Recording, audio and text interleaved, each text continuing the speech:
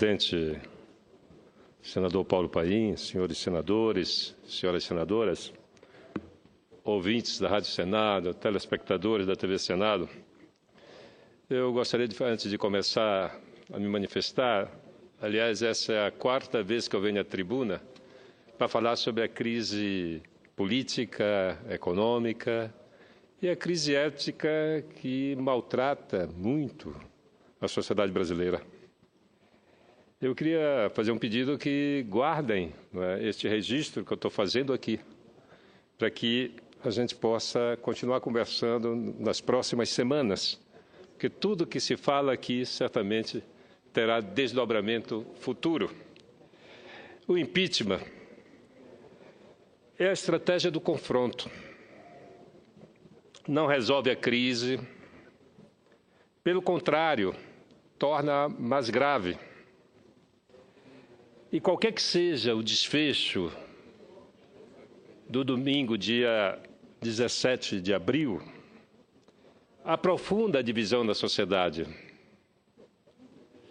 esgarça o tecido social, provoca ressentimentos e potencializa o sectarismo político. Falo com independência, senhor presidente Paim, com absoluta independência e responsabilidade, ancorado em experiência vivida e sofrida em situação semelhante. Quando eu falo na polarização, eu gostaria aqui de adiantar uma preocupação com o que vai acontecer domingo. Milhares de pessoas se concentrarão em frente ao Congresso Nacional. E pelo grau de sectarismo político, de desavença, que inclusive está mexendo com as famílias, na relação de amizade das pessoas, a gente tem um imponderável, nós teremos um imponderável no próximo domingo. Mas eu gostaria de insistir e repetir. Estou livre e independente para me posicionar. No Amapá, no meu estado, todos sabem que para agradar o senador José Sarney, que patrocinou a cassação dos nossos mandatos, quando falo do nosso mandato, falo do meu mandato de senador e da deputada Janete Capiberibe, de deputada federal, sob a acusação feita pelo PMDB de que nós teríamos comprado 2 votos por R$ 27,00 cada, pagos em 2 prestações. Essa é a acusação e é isso que está no acórdão do Tribunal Superior Eleitoral. E esse acórdão eu mandei emoldurar para colocar na parede da minha sala como lembrança do que foi a justiça no meu país em determinado momento da história. Olhe, nos mandatos do Partido dos Trabalhadores, tanto da presidente Dilma como do presidente Lula, nós fomos totalmente excluídos de suas relações políticas. E nós tínhamos uma história de parceria, de luta comum, de companheirismo, desde o final dos anos 80. Mas, a partir do governo Lula, nós terminamos completamente excluídos. Nós fomos tratados como adversários a ser eliminados. E no Amapá, senhor presidente, todos lembram, em 2010,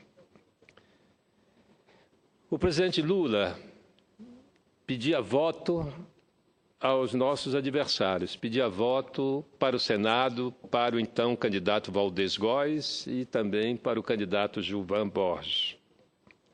Relembro esses fatos para lhe dizer que o impeachment aprofunda a crise econômica e ética, e que, infelizmente, e para nossa tristeza, estamos percebendo apenas seus primeiros sintomas. O caminho do confronto só interessa aos que disputam o poder pelo poder, sem qualquer compromisso com a nação. Para evitar a mais profunda e grave crise social da nossa história, precisamos desarmar os espíritos, dialogar e pactuar uma saída onde certamente todos perderão, mas perderão por igual.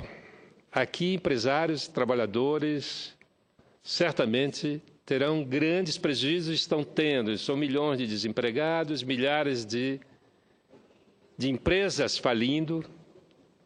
Eu tive informação de uma reunião com um dos grandes empresários do shopping center brasileiro, com o presidente Renan Calheiros e mais 10 ou 12 senadores, em que ele anunciou um corte que corresponde em torno de 30% dos shoppings que serão fechados até o final do ano.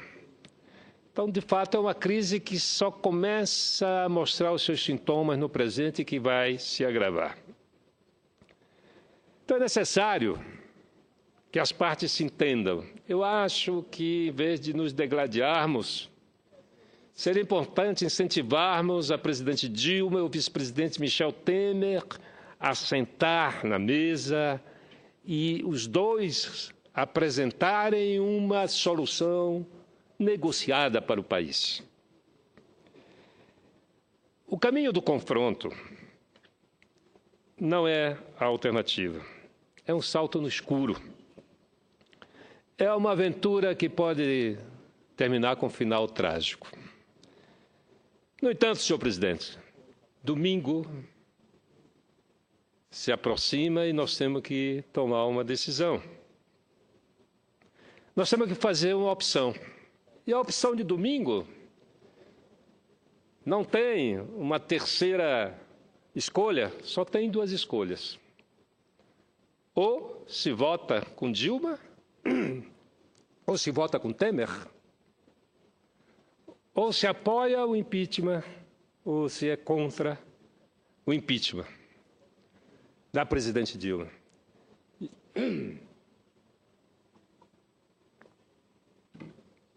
E aqui eu quero deixar claro, pela nossa história, pela coerência de nossa vida pública, nós não poderíamos votar a favor do impeachment da presidente Dilma. Por algumas razões. É verdade que tanto a presidente Dilma como o vice-presidente Michel Temer estão rejeitados pela sociedade brasileira. A última pesquisa do Datafolha atribui que 61% dos brasileiros e brasileiras querem o impeachment da presidente Dilma e 58% querem o impeachment do vice-presidente Michel Temer. Mas ainda assim, senhor presidente, entre uma presidenta legítima, legitimada pelo voto popular, e um vice-presidente tão rejeitado quanto a presidente, mas sem legitimidade, eu prefiro ficar com a presidente legitimada pelo voto.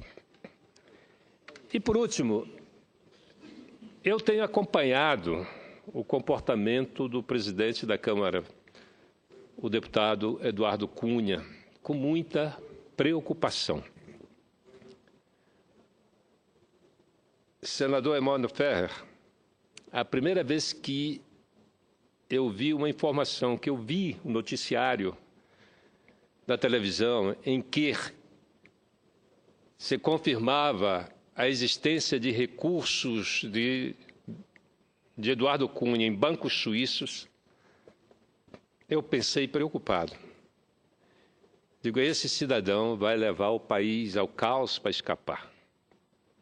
E isso é o que vem acontecendo. A condução do processo, incluindo o espetáculo montado para esse final de semana, é conduzido pelo maestro Eduardo Cunha. Caso se concretize o afastamento da presidente Dilma e que o Senado confirme, ele vira vice-presidente da República, Mas, como vice-presidente da República, ele não tem condição de afastar as denúncias e as investigações que pesam sobre si. Ele quer mais do que isso. Da mesma maneira ousada que ele construiu o caminho para o possível afastamento da presidente Dilma, ele também vai afastar o vice-presidente Michel Temer e vai assumir a presidência da República. Eu não tenho a menor dúvida do que eu estou falando. Por isso que, ao começar essa manifestação, eu pedi às pessoas que registrem essa minha fala para a gente conversar daqui 1 ou 2 meses. Era isso, senhor presidente. Lamento ter que, como agente político, como representante popular, ter que presenciar, não só presenciar, mas até participar de um espetáculo grotesco desse final de semana, uma cena montada para a ridicularização da política, para a demonstração de que nós não somos competentes o suficiente para equacionar os problemas da sociedade brasileira. E aqui eu divido a responsabilidade com todos e não me excluo. Eu também sou responsável pela crise que nós estamos vivendo. Cedo à parte ao senador Donizete. Senador Capiberibe, quero parabenizar pela fala, pela serenidade, pelo caráter estadista da tua fala, que põe o país primeiro, né, os interesses do país primeiro, na frente do que qualquer outro interesse. Então, parabenizo por isso. E hoje eu já tive a oportunidade de dizer aqui, senador, que esse país está precisando de mais Brizola, de mais Miguel Arraes, de mais Ulisses Guimarães. Também foi lembrado aqui pelo senador Painho, o já falecido também Mário Covas. Está precisando de mais Brizola, mais Miguel Arraes, mais Mário Covas, mais Ulisses Guimarães do que Carlos Lacerdas. E parabenizei, tive a oportunidade de parabenizar também a atitude da bancada de senadores do PSB aqui no Senado, com a posição que assumiu. Então, era só para registrar isso só faz. E tive a oportunidade de dizer aqui hoje também que o senhor foi cassado, um mandato cassado aqui no bastidor, não foi em público, por causa de R$25. O senhor falou 27, né? Que é uma coisa inexplicável e que depois se revelou que era uma farsa. Pior ainda, depois eu ouvi na imprensa que alguém tinha fabricado aquilo para o senhor. Então, eu parabenizo e aumento a minha admiração pelo teu trabalho aqui, pela tua serenidade e a sua competência política, que o povo do seu estado deve estar muito honrado aqui com o seu mandato. Obrigado. Muito obrigado, senador Donizete. Obrigado, presidente. Eu esclareço, senador Donizete, que eu fui cassado 2 vezes na minha vida. Só que a primeira foi uma cassação com C cedilha, na época da ditadura, onde eu terminei preso.